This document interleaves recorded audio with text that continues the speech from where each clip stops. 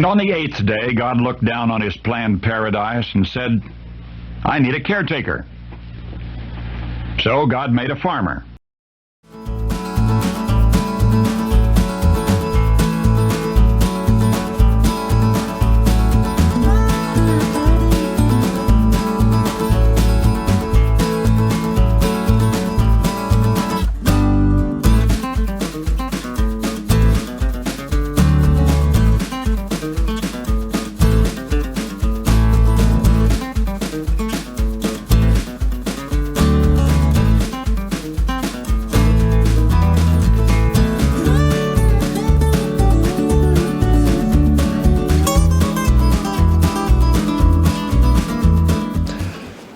Howdy folks, I'm Darren. Welcome to 8th Day Chronicles here at Cross Timbers Farm. Glad to have you with us on this cold, windy day. We have a new truck on the farm. We have a 2024 GMC Sierra HD 2500 with the 10-speed Allison transmission and a 6.6 liter gas engine. And why I went with gas over diesel, I'll explain later. It fits what I need better and what I'll be doing with the truck better. It has about 500 miles on it. And of course, I still have my old reliable 1999 Chevrolet Silverado with a 5.3 four-wheel drive regular cab with about 200,000 miles on it. This is going to remain our farm truck. The GMC is a four-door and loaded with a lot more things. Of course, you're looking at 25 years difference in two trucks, both General Motors products. And I'm a huge GMC fan. This is not the first GMC I ever owned. And I like the Chevrolets. I like the Ford Super Duties. When it comes to Ford versus Chevy, I'm completely content with either. However, this GMC with the 6.6 gas and paired with the Allison transmission was what tipped the scales in my favor for a GMC over a Super Duty. The old Chevrolet we have here, I couldn't tell you how good of a truck this has been. However, it's a single cab and it's a half ton. And when I put a big trailer behind it with my tractor on it, even though I've installed trailer brakes and everything on this, and pulling our camper, sometimes this truck, especially with the tractor behind it, can struggle. This one's not going to struggle. So far, 2 thumbs up. Of course, I've only owned this truck about 2 months. Yeah, and I'm a little late on introducing it. But it is, again, a 2024 GMC Sierra HD 2500 with the 6.6 liter gas engine and the 10-speed Allison transmission. Both trucks are four-wheel drive. Here in the mountains and our hilly terrain, especially on a farm, a 2-wheel drive truck does me no good. No good. I need 4-wheel drive in my trucks and tractor. Everything around here, even my ATV's 4-wheel drive. The old white Chevrolet it's a Z71. It has been a superb old truck. That truck's getting old. It's getting a lot of miles. I've run into a lot of routine maintenance issues with it. Had to replace every brake line on it. I've got a bed bumper issue with it. It's starting to get some rust in the fender wells and things of that nature on the rocker panels. So, me and the wife discussed it for a long time. And going camping on long trips, pulling my boat on long trips fishing. Not long ago, I was an hour from home on a fishing trip. and I had to get a tow home. Had to get my son-in-law to come with his truck and get my boat and take it home, and then get a trailer to come get my truck, where the brake system just went kaput on it. So it's time. I've got all the good use out of this one as far as highway miles and traveling for reliability that I can. It was time when we're going to be traveling longer distances on fishing trips, camping trips, even pulling the trailer with the tractor on it places, something a little more reliable. And so far I am tickled pink with this truck. All right, more on the trucks later. It's a cold day out here, and the wind, I'm surprised it blew my camera over. The wind is howling 40, 50 miles an hour at times, gusting, with a pretty steady wind around 20. So we're gonna get in out of this cold and go to the shop and do some work there. I'll show you more on the new truck later when the weather's more fitting to be outside. Back in the shop here where it's warm. It's not that really bad cold out. It's in the mid 30s, but the wind is horrific.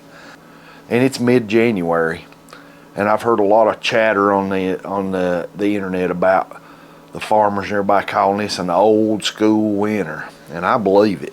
In the shop, I showed you our new truck and briefly showed you the truck, and you may be wondering, Darren, why did you buy a gas model instead of a diesel? Okay, that was a topic I wrestled with for months. I talked to all sorts of folks. I didn't take this decision lightly, whether to go with a gas or a diesel.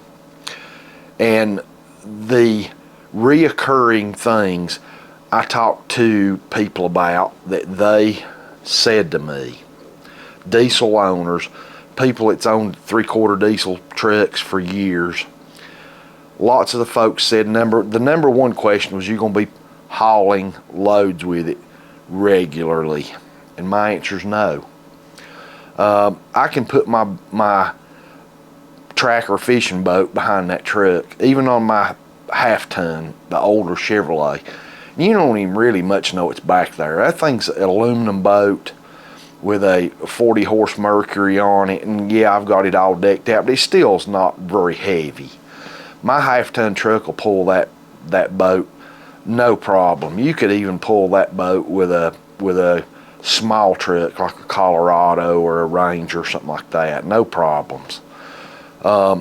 Next thing I pull is a camper, and our camper is only a 16-foot model. It's a small one.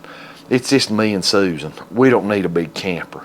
We do not go camping to sit around in a camper. That camper is only used for inclement weather, a place to sleep, a place to go to the bathroom, things of that nature. So when we go camping, we're outdoors. We're around the fire. We cook outside. We do everything outside unless it's raining. That camper is only a place to get in and to go to sleep. But in any event, that's what the camper's for, and we really enjoy it. The next question I was asked, do you pull heavy things regularly? The heaviest thing we pull usually is our 18-foot double axle trailer with the tractor on it, and maybe some implements and stuff on there. That's where that half-ton pickup did not cut the mustard. We could pull the camper with a half-ton. We could pull the boat with a half-ton. The tractor and the implements was a different story. No, we do not tow heavy loads regularly. So most people that were really into it, and I talked to some diesel mechanics, some heavy equipment mechanics, some mechanics at a dealership that work regularly on diesel mechanics that I trust for an honest opinion.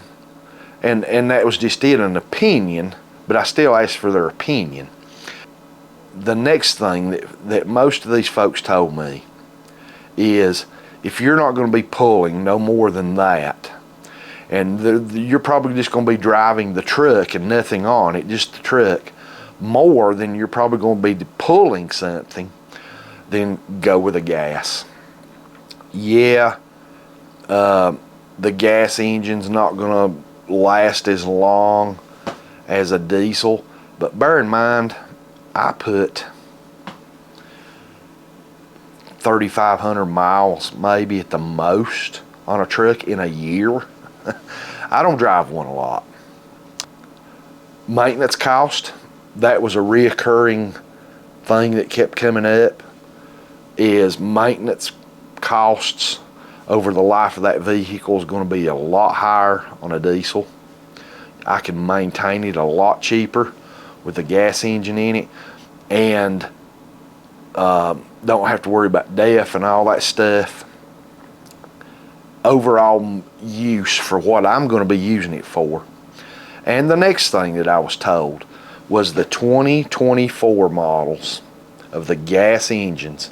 This was the very first year that GM did this, what I was told, that the 6.6 liter gas engine 2024 year models was the very first year ever that they paired it with an Allison 10-speed transmission.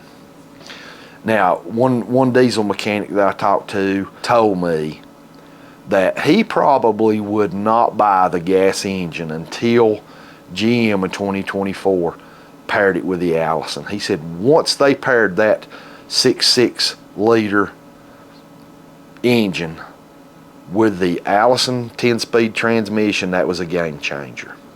He said at that point I would now very seriously consider the 6.6 gas over the diesel. In your situation, he said, if even with your situation not towing a whole lot, if the 6.6 was a 23 model and it had the 6-speed transmission in it, I would still recommend you buy the diesel because you would get the Allison 10-speed transmission. Now they have paired that 6.6 liter gas with the Allison transmission. He said that's what you need. I had several different people tell me that. Owners of the 6.6 diesels, the Duramaxes, a lot of folks told me, Darren, in your situation where you're only towing light duty and occasionally towing heavier duty, if you want a 2500 truck to be able to handle that when you do need it, if I were you, I'd buy the gas now that they have it paired with the 6.6 and the Allison transmission. So that's what I went with. I test drove several, went to several different dealerships, and I found this particular truck online from a dealership that owns several dealerships, a pretty big buyer in the market, and because of their volume they can offer some good discounts where other smaller dealerships can't. And because I found this truck and it was not close to me, they had it brought to that dealership. That particular truck that I was looking at, that I had found, had all the features I wanted. And test drove it, test drove test drove Super Duty. Ford, I have nothing against those. Super Duties are good trucks. Personal preference, I liked the GMC better. Man, it was close. I was really, really close to buying a F350 Super Duty. I found this GMC Sierra 2500 with a 6.6 gas paired with the Allison 10-speed. And once I test drove this GMC, it was lights out. I knew that's the truck I wanted. So it's here. I'll show you some more features of that truck later. It's got more features than I know what to do with. I'm kind of old school. My old 99 Chevrolet, the white one with the 5.3, which is basically a 327, that has been such a good truck. I've had to do very little serious maintenance to that thing.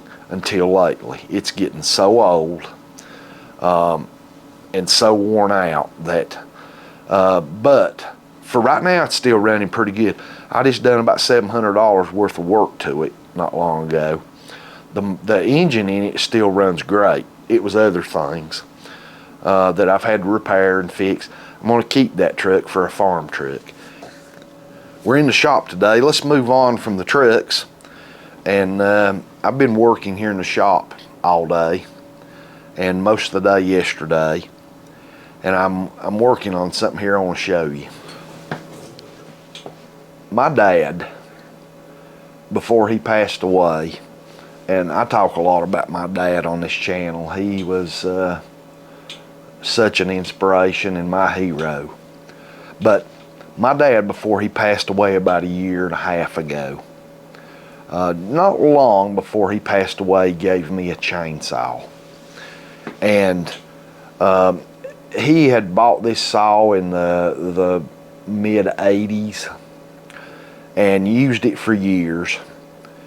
And when he got older, he had arthritis really bad and other health issues, and he basically quit using the saw. He set it down in his garage and it just stayed there. And several years later, I was over there one day and I pointed at the saw and I said, "Dad, you need to do something with that saw." And he said, "You're right, I do." He said, "Put that in your truck and take it home with you. I'll never use it again." And I did, and I brought it home, and about 6 months, 8 months later, maybe, it might have been a little longer than that, my dad passed away. And I brought this saw home and I set it over on a shelf with all my other saws, and it's sit there ever since. And here recently I've been doing some work in the shop because of the bad weather, and I kept eyeballing that saw sitting over there. And the more I kept looking at it and reminiscing about my dad and looking at this saw, it finally came to me, "Darren, you need to do something with that saw. Your dad would want you to have that saw out running it." So I moseyed over there and just didn't even pick it up, just eyeballed it and kept looking at it and looking at it, and finally reached and got it by the handle and set it on the table and started checking things on it. And it is a Stihl 026, and that's the professional, it's in the professional line of saws. Those 026s were made from the research I done from around 1983 to right around 1999 or 98, somewhere in that area, before they come out with a 260. And everything that I've found says that that model, the Stihl 026, is what put Stihl on the map. That was the most coveted, sought after saw on the market at that time, especially for like homeowners, farms, firewood people. Now this was a 49cc motor. This thing's not your big felon saw or anything like that, but firewood processors, firewood people, yeah, even I know a guy that ran a logging outfit, and he kept 4 or 5 of these 026s in his saw truck just for limbing and things like that. These 026s, if you get on the internet and start doing some research, these things almost have a cult following. And I even read that when the 026 came out, it was so popular and such a good saw.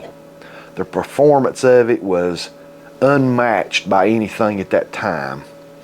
The weight of that saw versus the power that come out of that saw was mind-boggling.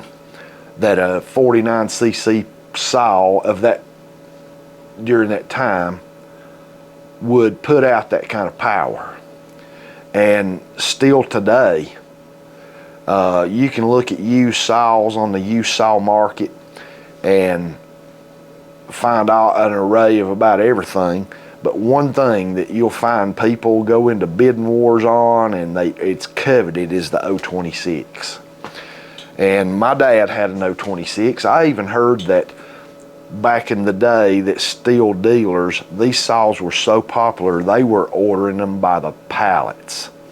That's how many of these saws they wanted to be, because they could sell them. They were that good of saws. My dad, I remember at one time, had some kind of problem with this saw. He told me about it. I can't remember if it's the coil or something had happened to it, and he took it to a saw mechanic that he knew and had some work done to it, had the coil replaced and something else, maybe new plugs and different things. But I do remember he said that while this mechanic had it, that he ported it and done a muffler mod. And this is a little hot rod of a saw. I have ran it back before my dad got in bad health. I was over at his house, and he had cut some trees behind his house because he said that his gutters and everything were just getting full of leaves, and if the wind got too bad, he had one tree that could possibly hit his house and things. So he downed this tree, and I went over there and helped him, and he had this saw out, and I ran it for probably most of the day. I bucked logs and things with it. And I can remember the first time I put this saw in my hand, and I'd been using before I bought my 290, I had a 250, an MS 250, and I picked up this little 026 and started bucking some logs with it. And my eyes got about that big around. I was like, wow. And I remember we took a short break, and we sat down, and Dad said, "How do you like that little 026? And I said, "That little thing's a beast." He grinned, and he said, "It runs good, don't it?" And I said, "You darn tootin' it runs good." I can very vividly remember that little saw was a hot rod for the size saw it was. Here it sits. I took it off the shelf, and I put a little gas in it, and I checked the bar oil tank, and it had a little bit of oil in it, not much. But it had enough just to try to start it. So I drained all the gas out of it, shook all the gas out, poured some fresh mixed gas in it, and pulled and pulled and pulled, and it would not start. Which was not a surprise. This thing's been sitting for, good grief, 8 years, I'm guessing. So, still wouldn't start. So, a saw like this, if it won't run, it's not getting fuel, air, or spark. So I started naturally with a spark plug, and I pulled the plug out. You could tell by pulling it, it had good compression. When I pulled the plug out, turned the lights off, and gave the pull rope a few pulls, no spark. Very obvious what was wrong. And I didn't know if that's the only thing wrong, but I knew right off the bat, this thing's getting no spark. The coil must be bad. Okay, on a little further inspection, I found that the coil was good. When I pulled the boot off, the spark plug wire, this is the little terminal cap that goes on down in the spark plug that hooks to the spark plug wire and goes to the top of your spark plug. Look what kind of shape this thing's in. You see that? Look how bent that is. Isn't that terrible? The spark plug was not even making good connection in there. It was just basically non-existent up in this boot. Okay, I pulled it out of the boot, and it wasn't even connected to the spark plug wire. This little downward section here, if you're familiar with small engines, you know how this works. This pierces into your spark plug wire and makes connection, and then you slide it up in your boot and hook it to your I always put a little piece of heat shrink over them in the past when I've worked on them on a weed eater or something like that. Okay, Very obvious why it wasn't getting spark. Now I thought the coil could still be bad, but I know this is a problem. So I hooked this into the spark plug wire really good, and this part was not going to stay on the spark plug very much because it's so bent. So I just took a little electrical tape and put on there just to hold it on there, just to see if this saw might start. Okay, when I got it all put on this onto the wire and hooked to the spark plug, now I hadn't put the plug into the cylinder. I turned the lights back off, gave it a few pulls, and guess what? It was sparking. That was my problem. The coil's good. So I put the plug back in the saw, in the engine, put all this back on, held it on with a piece of tape just temporarily, turned the choke on, gave that thing about 4 pulls, and it fired. To see the grin that was on my face was probably comical.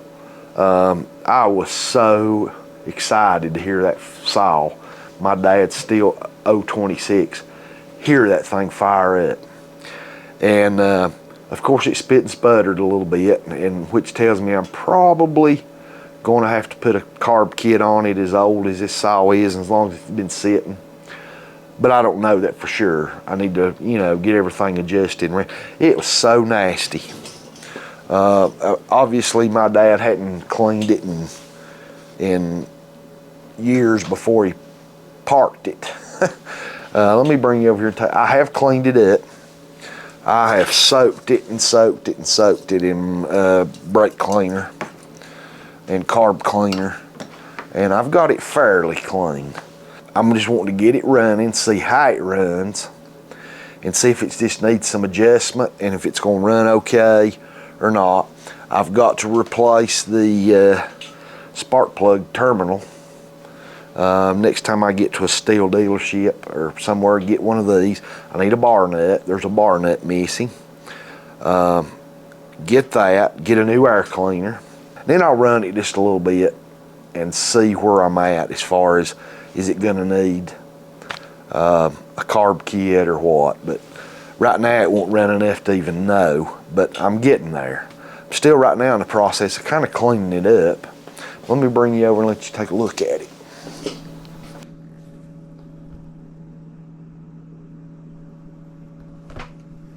This is the Stihl 026 that I'm, here's the spark plug wire, as you can see. The terminal is not on it. Got most of it I've got most of it cleaned up fairly good.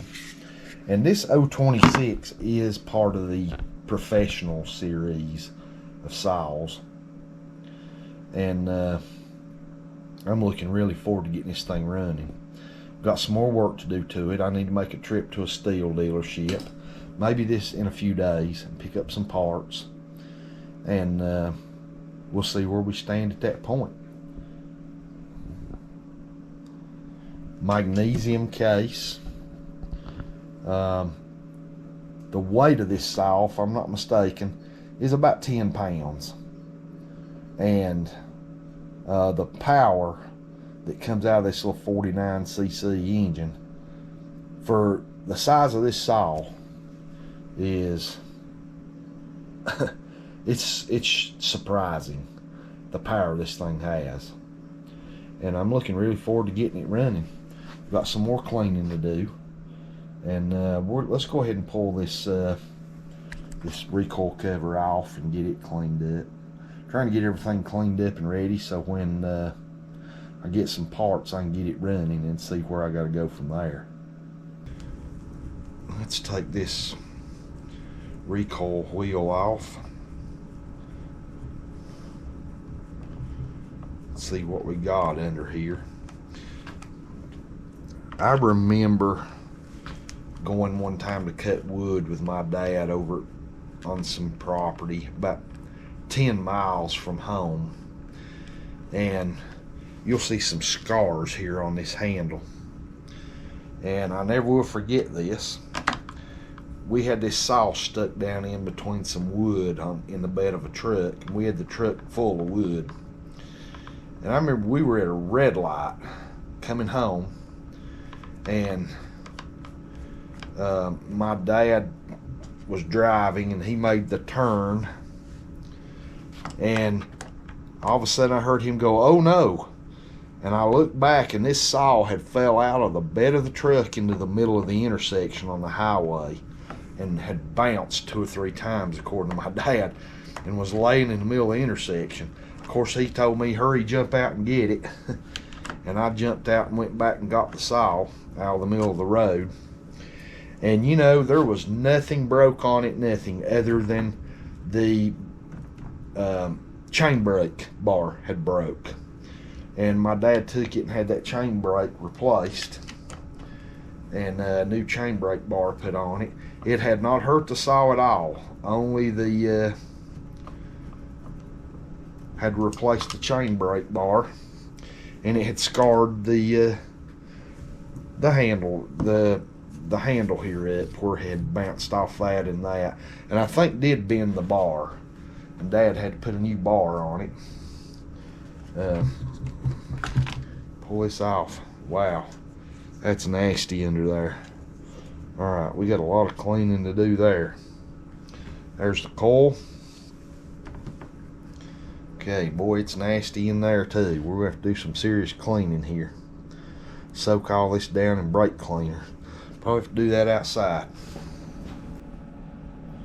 Okay, I'm back with from cleaning. Sprayed this saw down pretty good with the brake cleaner, and looks better than it did. Still pretty dirty in places, but I think I'm to the point now where there's not a lot left to do until I am ready with some parts. And I'm telling you, I can't wait to get this saw running to its former glory. The recoil starter and cover cleaned up really nice. So thanks for being with us. I'll bring you along with some of this rebuild and repair. I shouldn't say rebuild, but repair at this point. It may come to the point where we do some rebuilding, but for now it's just repair and cleanup. A lot of it is just got to do with cleanup. So we'll see where it goes from here. Thanks for being with us. I really appreciate it. Hopefully we'll be back into the woodpile before too much longer. It's a good today. Today would be a good day to be out, temperature wise, except for the wind. The wind is horrific. And up in some of those trees down there, there's still some trees that's got some broken limbs. It's way 100 feet up in the trees. That makes me a little bit nervous about being in that area when it's windy, when it's really windy, with some limbs that could fall. I'll be back with you as we continue with the Stihl 026 repairs, and hopefully bring you along when this thing gets running for our first test cuts. Thanks for being with us. I really appreciate it, and I pray God blesses you and your family. Hope y'all have a fantastic day.